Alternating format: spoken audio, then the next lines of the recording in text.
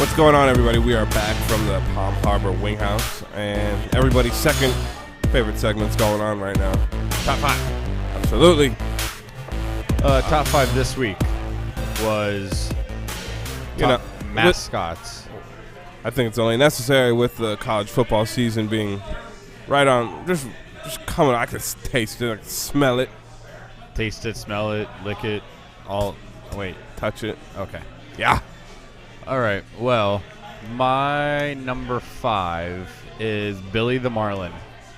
Billy the Marlin. I mean, He's a giant fish. Yeah, I think they said his stats are he's 250 and like 6'8".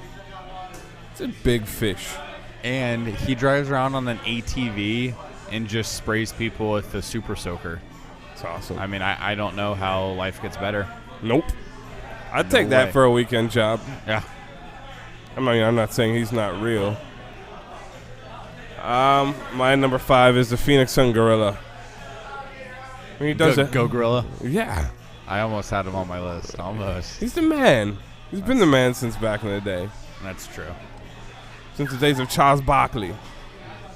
Sir Charles. Absolutely. All right. My number 4 is Big Green, the Dartmouth University keg. You so steal things. Oh, right. Yeah. Because You're such a stealing bastard. Because I'm sure we're the only 2 people in the world that think the only university with a keg as a mascot is cool. That's the coolest thing ever. What are you talking about? It's a smiling keg with legs. Of course it's one of my favorite mascots. I mean, it's literally like I looked at him like that can't be real. that can't be right. Sure enough, it is a keg that's a mascot. That is college right there in a mascot. Dartmouth University, I applaud you. Yeah. Well, you're not going to find that anywhere else. No, that was also in my list, so we will share that one. So go on with your next. Okay. My number 3 is Philly Phanatic. Yeah. I mean, Philly Phanatic. I mean, other than Always Sunny, that's the second greatest thing to ever come out of Philadelphia. Pretty much. But I also, Philly Phanatic was at a Clearwater Phillies game one time when I went during spring training, and I got Philly Phanatic's autograph, and to this day, that's one of the best autographs I have. I don't care what anybody says. He knows how to write? Yes. That's awesome. Did you just fart? Because the table shook. Jesus. Oh. All right. Next one. Philly Phanatic. My next one is Ugga. Ugga.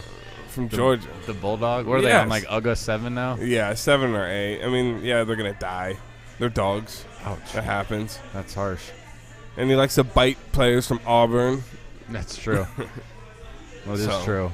Just for the pure fact that he likes to protect his turf with his jowls. I love that word. You said jowls. My number 2 is what Griff's number 1 is going to be. God, I hate you. The Western Kentucky Hilltopper. Come on. It's the greatest mascot in the history of ever. It's a giant red swollen grimace. And Griff and I got to see this thing in person last year. It was the best. It's one of the best pictures I have ever taken with my phone. The Hilltopper just turns around and the top part moves, but the bottom doesn't. Why the Hilltopper? That mascot should have its own show. And it doesn't even talk, and I'd still watch it. Oh, it's any ESPN commercial that thing is in is automatically genius. And talking about ESPN commercials, my last one left is the Stanford tree. It's just this big. This is a big smiley tree. Like, wait, is that when John Anderson throws the paper away and it's right next to a recycling bin and just kind of looks? He's like, oh, my bad. No, he was in another commercial. I think Pujols was explaining, or who? It also has a hat. Yeah, he was explaining. Some player was explaining to a couple of the ESPN anchors how a baseball bat is made, and the tree wasn't having it, and it just passed out. It just fell down. Oh, I have not seen that commercial. Oh, it's good. All right. My number 1 mascot is the San Diego Padres chicken. Yes. It's the original professional mascot. It's the only mascot to be inducted into Cooperstown, and it has its own baseball card. That's strong as a mascot. Yeah. And he was apparently the first mascot to also basically, I wouldn't say talk crap, but give the opposing players the business, if you will. Good. And I can only help but think of the San Diego chicken as the chicken that Peter Griffin fights every time in Family Guy. Yep. That would be awesome if there was a big stuff Peter Griffin and they just fight. Yeah, and my honorable mention, you can call me a homer, but it's Rocky the Bull, because he likes to fight the other mascots every week. Good. And to me, that's just awesome. Yeah. No Buckle Bruce? I'm good. Yeah. Sorry. Winking pirates with knives in your mouths and feathers in your caps. I can't have that. Top 5 for next week. I'm changing the rules a little bit. Since football season, NCAA football season's coming up.